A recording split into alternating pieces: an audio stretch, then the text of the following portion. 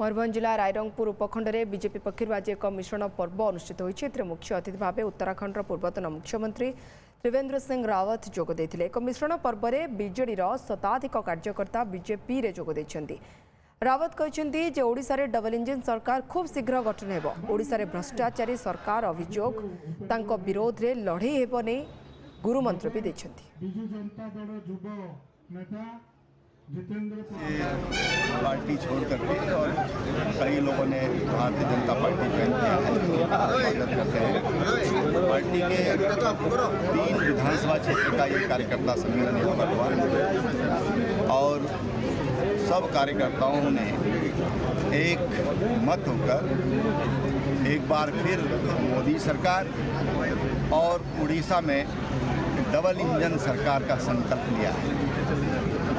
Bharatiya Janata party इस बार उड़ीसा के development के लिए, उड़ीसा के विकास के लिए डबल इंजन का सरकार की पक्षधर है। आपकी बार 400 पर फिर एक बार मोदी सरकार ओडिशा रे दरकार डबल इंजिन सरकार एटा है गुरुमंत्र देइछन। तेणु से समस्त को उत्साह देले जे समस्ते निज निजर काम को केमते ठीक भाव में करंतु। आओ 1 तारीख जो साधारण निर्वाचन अनुष्ठित हम ओडिशा रे सेथिरे समस्ते केमती पद्म फूल रे केमती भोट टी देबे सेथिबाई समस्त को आह्वान देइछन्ति।